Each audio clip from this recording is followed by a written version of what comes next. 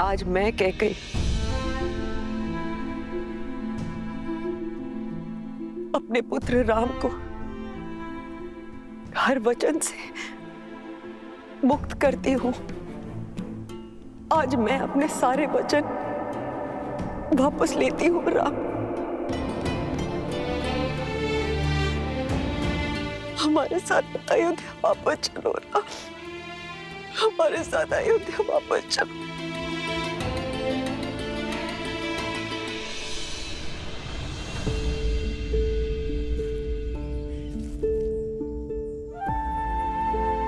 बहुत देर हो चुकी है मां। वचन वापस लेंगे किससे? उन पिताश्री से जो अब रहे ही नहीं। ये अधिकार भी केवल उन्हीं के पास था मां। मेरे अधिकार में तो केवल उनकी इच्छा का पालन करना है। आप ही बताइए मां, अयोध्या लौटकर मैं रघुकुल की रीत को धूमिल कैसे कर सकता हूं? किस राजा के वचन की बात कर रहे हो तुम राम?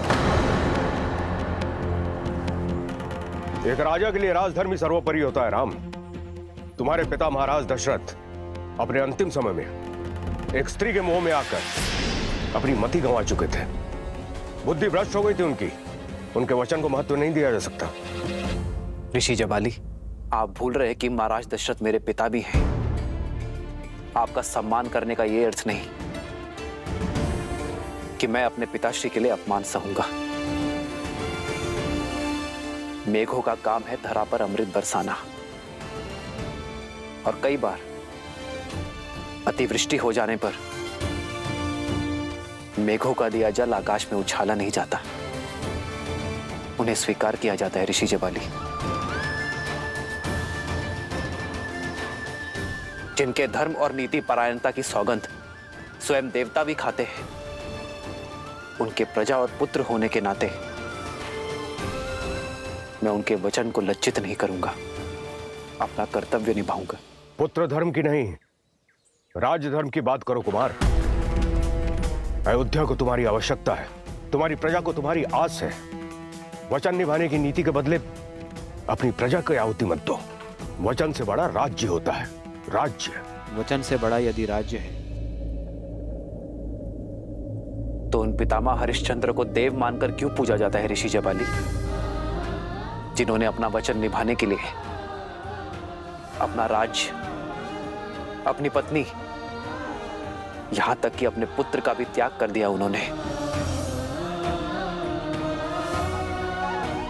काशी के शमशान में चिताओं के लिए लकड़ियां इकट्ठा करने का कार्य किया जिन्होंने, वो राजा ही क्या ऋषि जबाली, जो अपने मुख से निकले शब्दों का मोल ना समझे।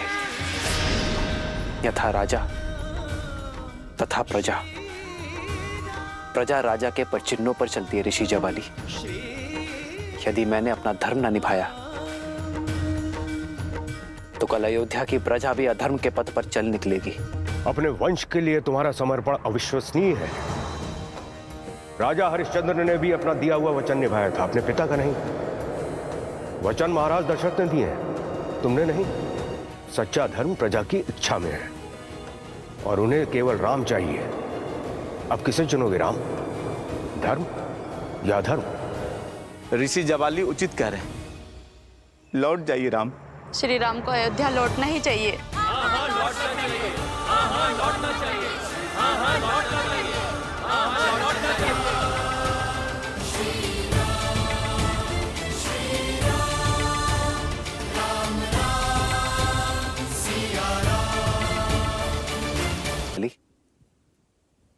संतान तो आत्मज होती है, अर्थात अपने पिता की आत्मा का अंश होता है उसमें। यदि मैंने अपने पिता के वचन ना निभाए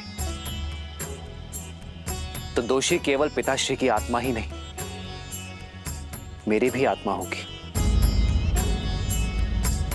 विद्या आरंभ करते समय मनुष्य जब जनेऊ धारण करता है तब 3 धागों में पितृ ऋण का भी एक धागा होता है। क्या अपने पिता का ऋण चुकाना एक पुत्र का धर्म नहीं?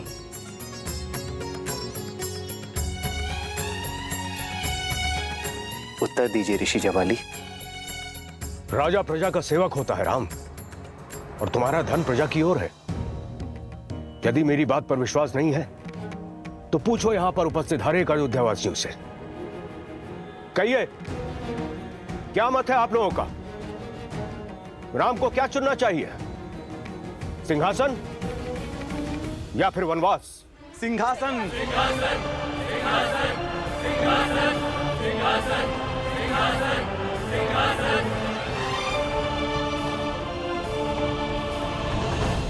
सिंहासन स्वीकार किया है ना मैंने, पुत्र धर्म का सिंहासन, ऋषियों के उद्धार का सिंहासन, मर्यादा का सिंहासन। अब प्रजा अपना धर्म निभाए, क्योंकि धर्म की बेड़ियों से कोई स्वतंत्र नहीं होता। जिस प्रकार एक राजा का धर्म होता है अपनी प्रजा की रक्षा करना,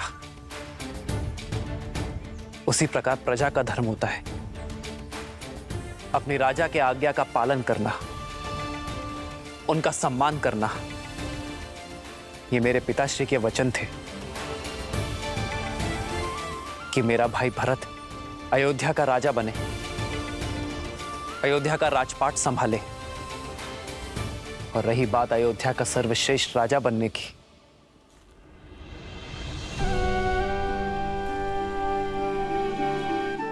तो अयोध्या तो क्या, जिस किसी भी नगरी में मेरे भरत जैसी पुण्यात्मा का राज होगा, वो स्थान स्वर्ग बन जाएगा। गुरु वशिष्ठ ने हम चारों को एक समान शिक्षा दी है ऋषि जवाली। हम चारों ही जन सेवा के लिए उपयुक्त थे।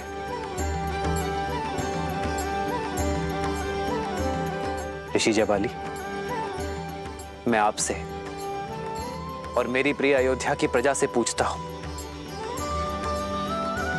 क्या आप में से किसी को भी मेरे भरत के नेतृत्व, उसके राज कौशल पर संदेह है? मेरे पिताश्री महाराज दशरथ की रक्त की योग्यता पर संदेह है?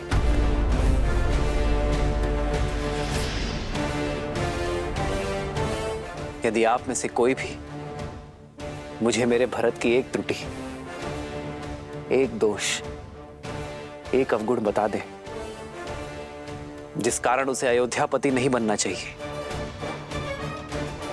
तो मैं इसी क्षण अयोध्या का राज सिंहासन संभालने के लिए सज्ज हूं।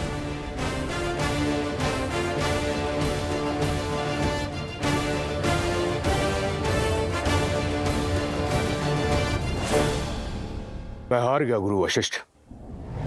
सारे जगत पर प्रश्न उठाकर निरुत्तर कर देने वाले जवाली के पास अब कोई तर्क नहीं बचा है जो राम की बात काट सके। अब आप ही समझाइए इन्हें कि ये अपनी हट छोड़कर अपना राज्य संभालें।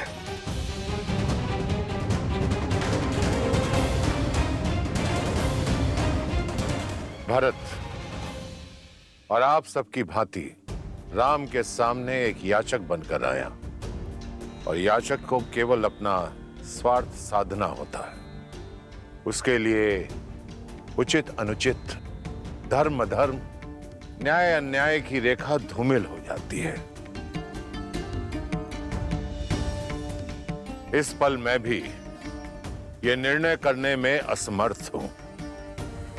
हम बहुत भाग्यशाली हैं कि हमारे बीच ज्ञानी प्रज्ञा उपस्थित है।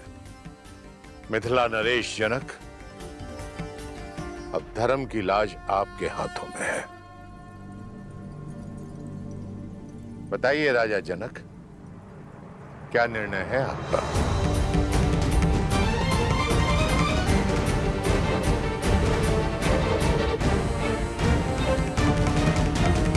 मिथिला नरेश जनक,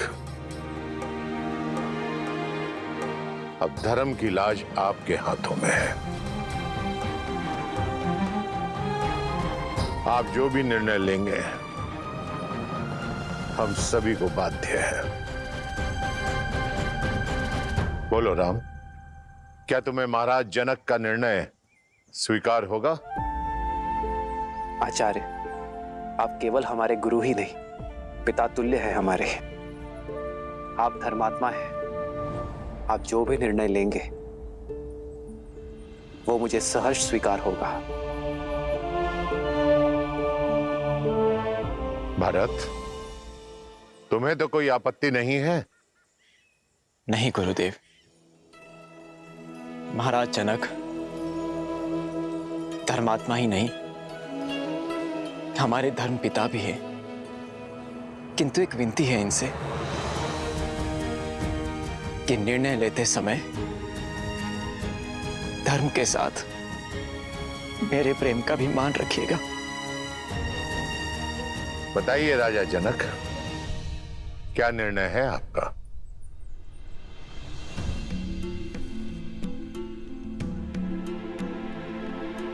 कोई भी निर्णय लेने से पहले मैं अपने सौभाग्य को धन्यवाद देता हूं कि मुझे इस धर्म सभा में उपस्थित होने का अवसर मिला। एक और राम है जो धर्म और मर्यादा की प्रतीक है, तो दूसरी ओर भारत जो प्रेम और समर्पण की पराकाष्ठा है।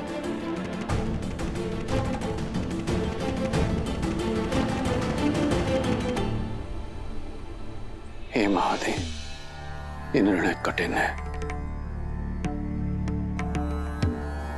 मुझे सद्बुद्धि देना, प्रेरणा देना,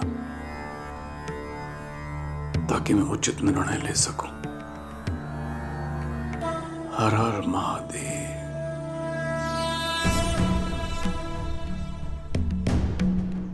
आप पुत्र बनकर अपने पिता के और प्रजा बनकर अपने महाराज के वचन का पालन करना चाहते हैं। आप धर्म के पथ पर हैं। शास्त्रों में भी कहा गया है, धर्मो रक्षति रक्षितः, अर्थात जो धर्म की रक्षा करता है धर्म उसकी रक्षा करता है। आप धर्म के पथ पर हैं। और भरत, आपके हृदय में अपने भाई के प्रति निश्चल प्रेम और भक्ति की वो प्रवाह है जिसके वेग से स्वयं भगवान विष्णु भी न बच सके, जिन्होंने अपने भक्त प्रहलाद को उनके पिता हिरण्यकश्यप के आतंक से बचाने के लिए अपनी माता के गर्भ से जन्म लेने की भी प्रतीक्षा नहीं की और सृष्टि के सारे नियमों को तोड़कर एक स्तंभ से नरसिंह के रूप में अवतरित होके अपने भक्त प्रहलाद की रक्षा की। ये कर्म ही धर्म पर निश्चल प्रेम की विजय का सूचक है। और आज जब एक पलड़े में राम का धर्म है और दूसरे पलड़े में भारत का प्रेम, तो मेरे विचार से आज भी प्रेम का पलड़ा ही भारी है। अतः विजय प्रेम की हुई, विजय भरत की हुई।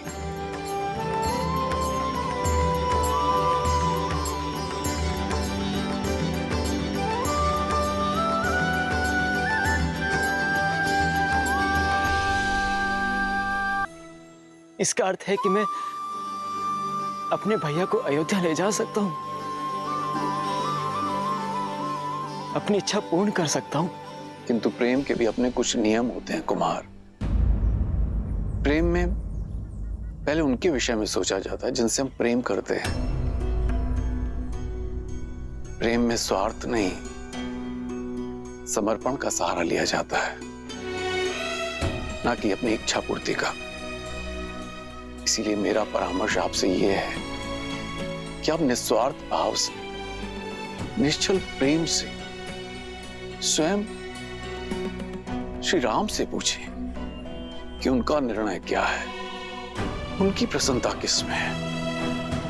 फिर वो जो भी निर्णय ले उसे आप प्रेम पुष्प की तरह हृदय से स्वीकार करें। यही मेरा परामर्श है और यही मेरा निर्णय भी। महाराजा जनक, आपका कोटि कोटि धन्यवाद। निश्चल और निस्वार्थ के प्रेम की परिभाषा आज समझ आई मुझे, और इसके लिए भरत आपका सदैव आभारी रहेगा।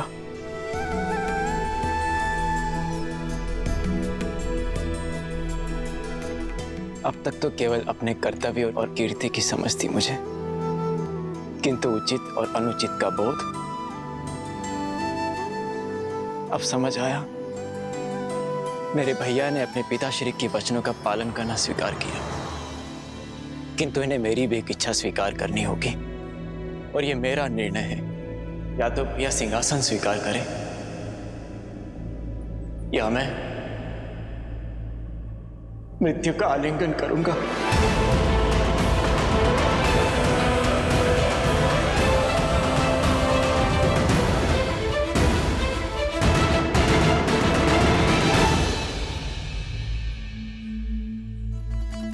तुम्हारे प्रेम के वेग ने मुझे भी बहा दिया है भरत।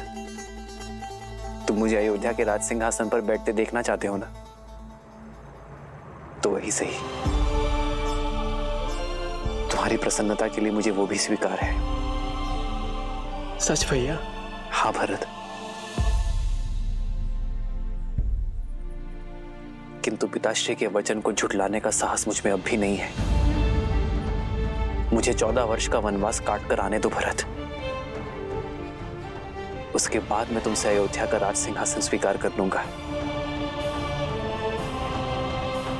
तब तक अयोध्या का भार तुम्हारा हुआ मेरे भाई।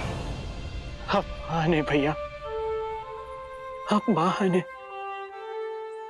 आपने अपने धर्म और मेरे प्रेम दोनों का मान रख लिया।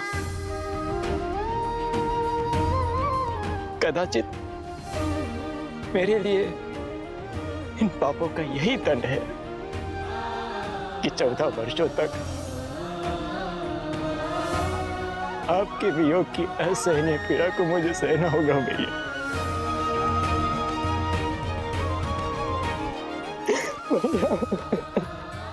भरत,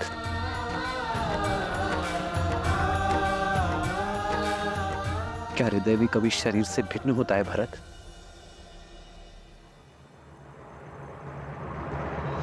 भैया,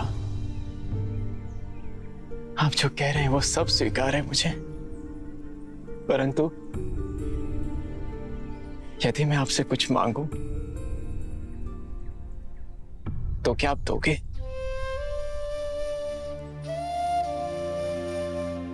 मेरे प्रिय भरत के लिए तो मेरे प्राण भी न्यौछावर है। बोलो भरत, क्या मांगना चाहते हो तुम? मुझे बस अपनी चरण पादुकाएं दे दीजिए।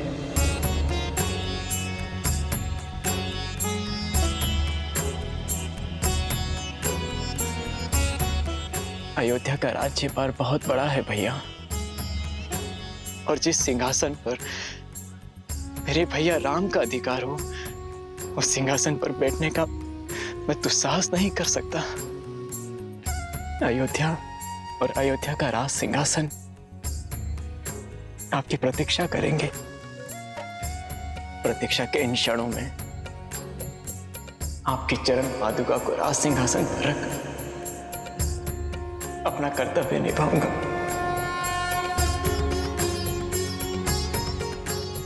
आपके पग धर्म के पथ पर है,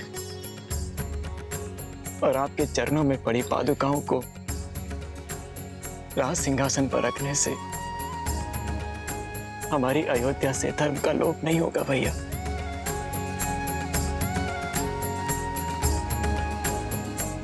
भरत, तुम्हारा ये भातृ प्रेम अमर रहेगा। तुम्हारा नाम केवल लेने से सबके पाप दूर हो जाएंगे। उनके मन से द्वेष, ईर्ष्या और लोभ की भावना हमेशा हमेशा के लिए समाप्त हो जाएगी।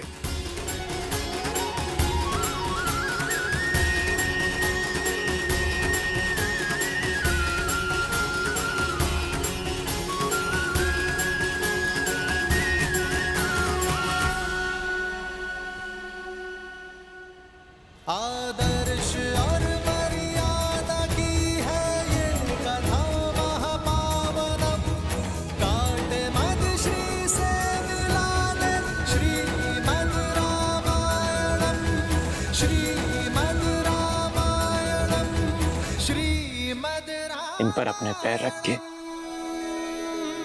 इसे पवित्र कर दीजिए भैया। श्री राम, श्री राम, श्री राम, श्री राम, श्री राम, श्री राम, श्री राम।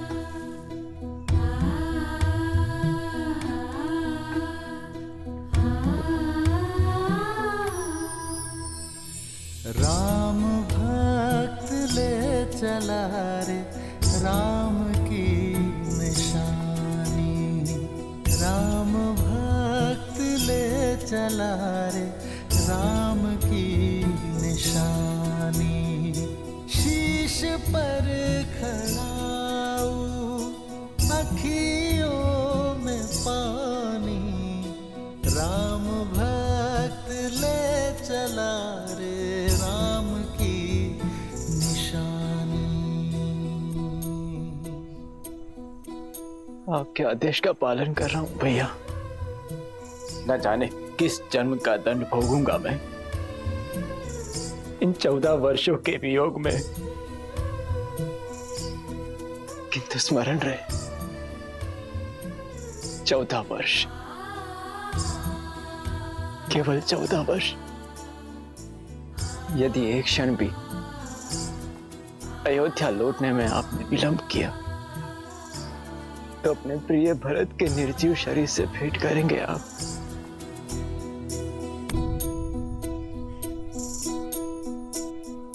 शीश खड़ाऊ ले चला ऐसे राम सिया जी संग हो जैसे, शीश खड़ाऊ ले चला ऐसे राम सिया जी संग हो जैसे, अब इनकी छाँव में रहेगी राजधानी, राम भक्त ले चला रे राम की निशानी, राम भक्त ले चला रे राम की निशानी।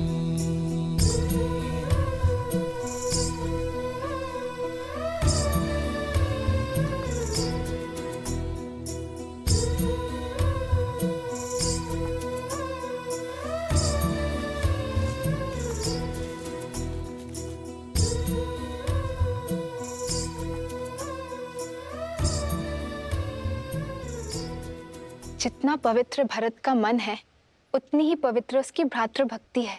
भक्ति क्या है? भक्ति देवी, भक्ति वास्तव में एक व्यक्ति का दूसरे व्यक्ति के प्रति विश्वास ही तो है। वो विश्वास जिसे समय और परिस्थिति बदल ना पाए।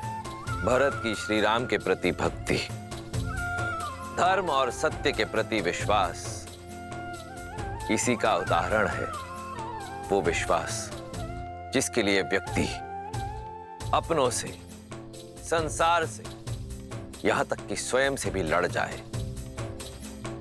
भरत की श्री राम के प्रति भक्ति, उनके प्रति विश्वास ही भरत को आदर और सम्मान की मूर्ति बना देता है।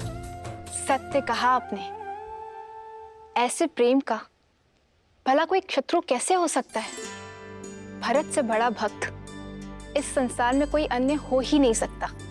सत्य कहा आपने देवी। वास्तव में इस संसार में भरत से बड़ा और कोई भक्त नहीं, सिवाय एक के। अर्थात जहां एक और भरत ने श्री राम की सेवा के लिए अपना समस्त जन्म दिया, वहीं कोई और भी था जिसने केवल श्री राम की सेवा के लिए जन्म लिया, जो भक्ति में भरत से कम नहीं था और बल और साहस में इस ब्रह्मांड में अद्वितीय था। कौन है वो? पहेलियां मत बुझाइए। पहेलियां नहीं देवी, यह सत्य है। भरत से बड़ा राम भक्त यदि कोई है तो वो केवल शिव है। और यही कारण है कि मेरे एकमात्र अंशावतार ने राम काल में ही धरती पर जन्म लिया, ताकि वो श्री राम और रावण की इस महान गाथा का अभिन्न अंग बन सके। अंशावतार? हाँ देवी, मेरा अंशावतार, जिसे ये संसार कभी प्रेम से, कभी भय से, तो कभी भक्ति से भिन्न भिन्न नामों से पुकारेगा। अंजनाद्री में जन्मे माता अंजनी के पुत्र अंजनेय, पवन सुत हनुमान, पवन सुत हनुमान। परंतु अभी मेरा यह अंशावतार कहीं प्रतीक्षारत है अपने प्रभु श्री राम से मिलन के लिए। जय महावीर हनुमान, जय जय पवन पुत्र हनुमान।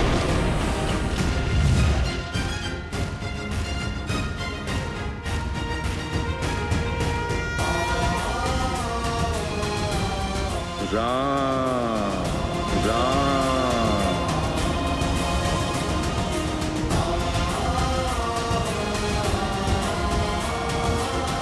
राम राम।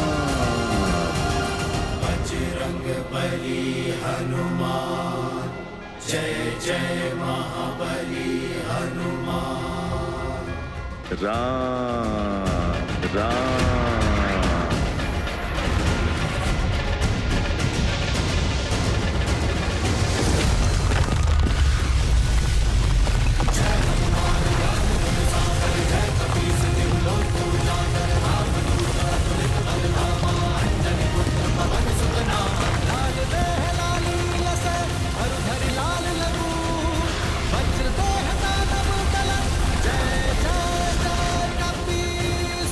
लगता है कोई भूचाल आया है। ये महाराज सुग्रीव के सेनापति हनुमान किसी भूचाल से कम है क्या?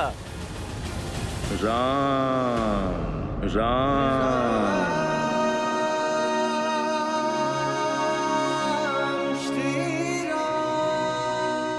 लगता है अपना सुध खो बैठे हैं हनुमान जी। राम नाम के किसी मनुष्य को अपना आराध्य मान चुके हैं। राम राम। और ये एकांत में कर क्या रहे हैं?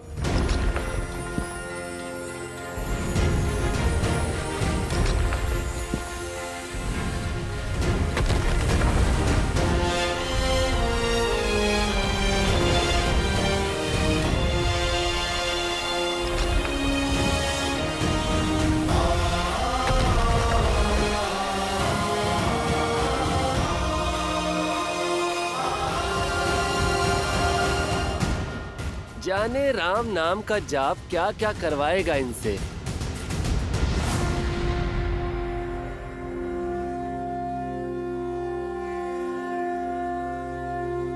राम राम। श्री गुरु चरण सरोज रज,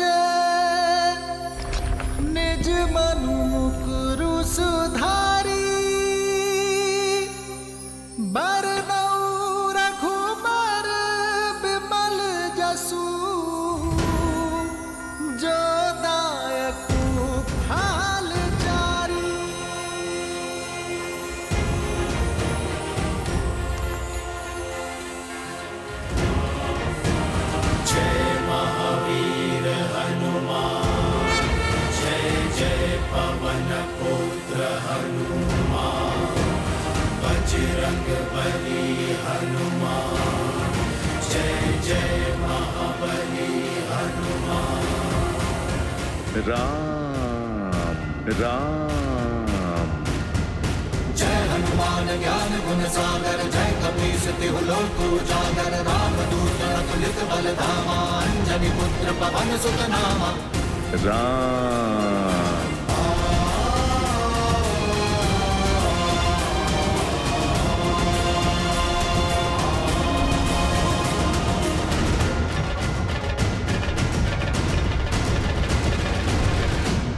नरेश जनक,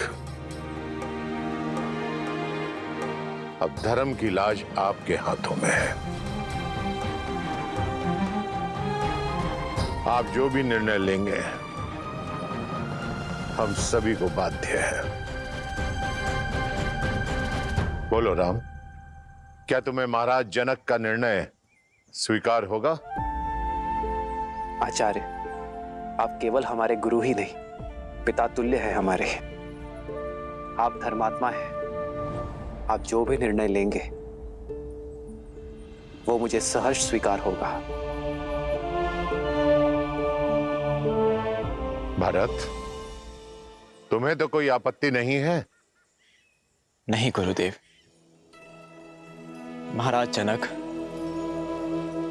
धर्मात्मा ही नहीं, हमारे धर्म पिता भी है। किंतु एक विनती है इनसे कि निर्णय लेते समय धर्म के साथ मेरे प्रेम का भी मान रखिएगा। बताइए राजा जनक, क्या निर्णय है आपका?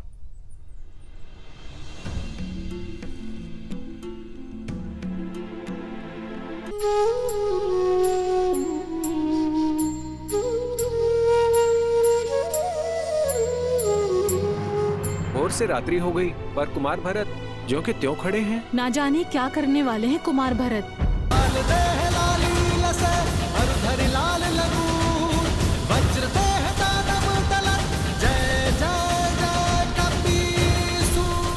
लो आ गया मनुष्य का भक्त। लगता है ये नया उत्साह भी राम की रट का प्रकोप है।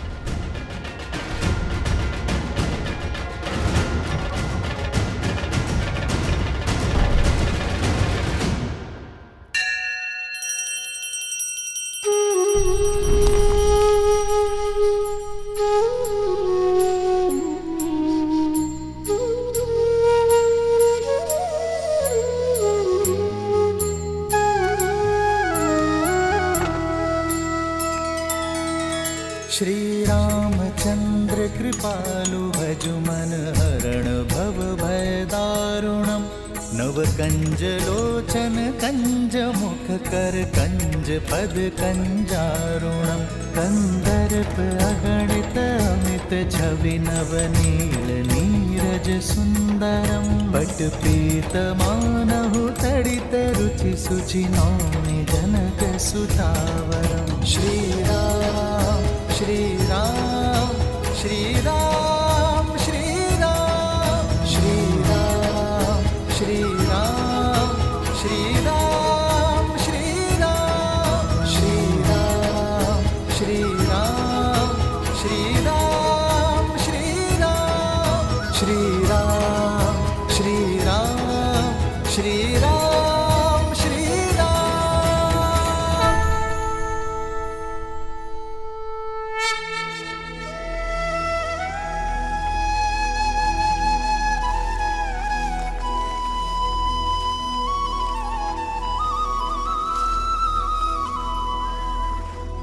तुम्हारे प्रेम के वेग ने मुझे भी बहा दिया है भरत। तुम मुझे अयोध्या के राज सिंहासन पर बैठते देखना चाहते हो ना, तो वही सही।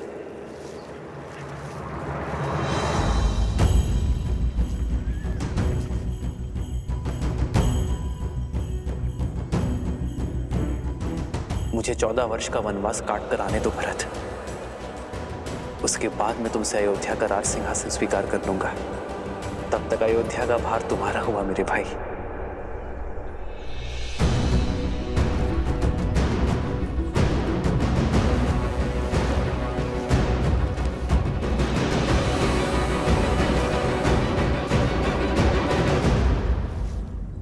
हुआ भैया? आप रुक क्यों गए? देखिए, अयोध्या की सीमा आ गई।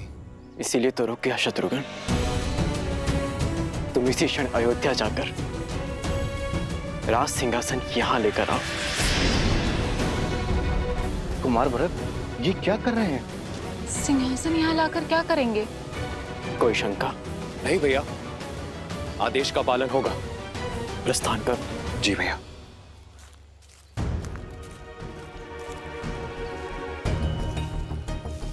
भरत, हम यहाँ क्यों खड़े हैं? अयोध्या क्यों नहीं जा रहे? अपनी माता के पापों का प्रायश्चित करने का प्रयास कर रहा हूं मैं।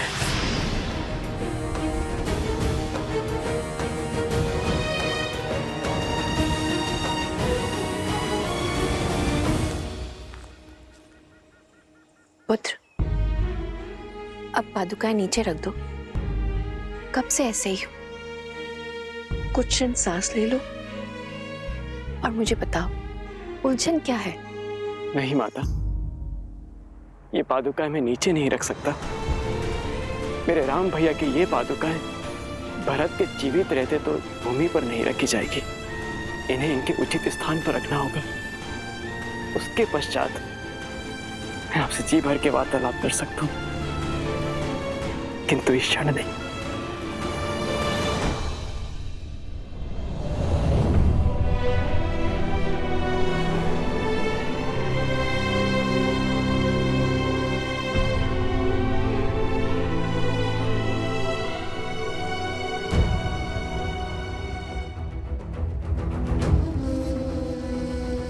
भोर से रात्रि हो गई, पर कुमार भरत ज्यों के त्यों खड़े हैं।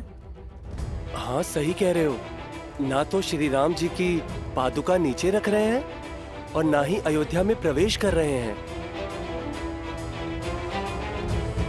ना जाने क्या करने वाले हैं कुमार भरत।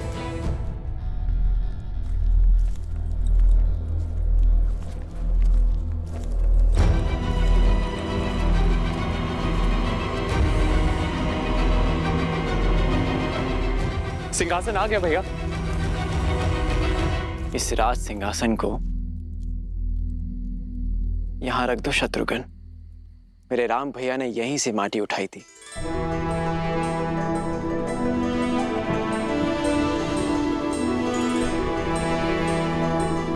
एक राजा का कर्तव्य अपने अंतिम श्वास तक अपनी प्रजा की सेवा करना होता है और अपनी अंतिम सांस छोड़ने से पहले अपनी प्रजा और सिंहासन के लिए एक सर्वश्रेष्ठ उत्तराधिकारी चुनना होता है। मेरे पिता श्री महाराज दशरथ ने इस सिंहासन के लिए सर्वश्रेष्ठ उत्तराधिकारी मेरे भैया राम को चुना है और वही सदैव अयोध्या के राजा रहेंगे। जब तक रघुनंदन श्री राम अयोध्या लौटकर नहीं आते, तब तक उनकी ये पवित्र पादुकाएं इस राज सिंहासन की शोभा बढ़ाती रहेंगी।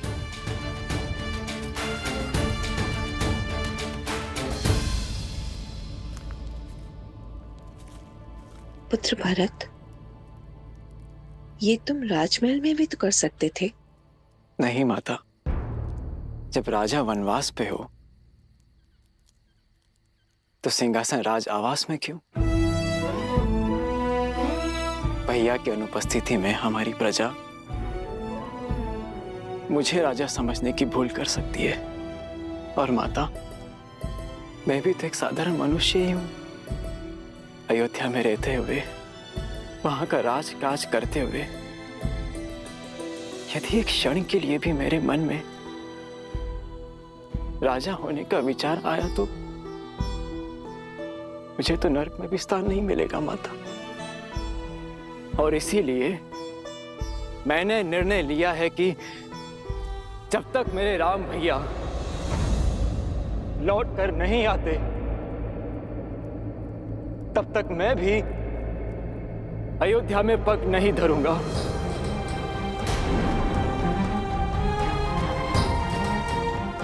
यही नंदीग्राम में रह के उनकी आज्ञा का पालन करूंगा, अपने भैया का दिया हुआ दायित्व निभाऊंगा, आप सबकी सेवा करूंगा और आप सब भी अपना कर्तव्य मत भूलिएगा।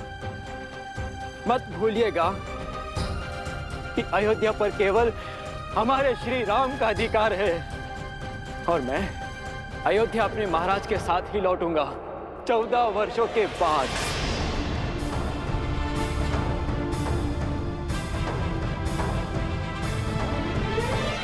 जय श्री राम, जय श्री राम, जय श्री राम, जय श्री राम, जय श्री राम।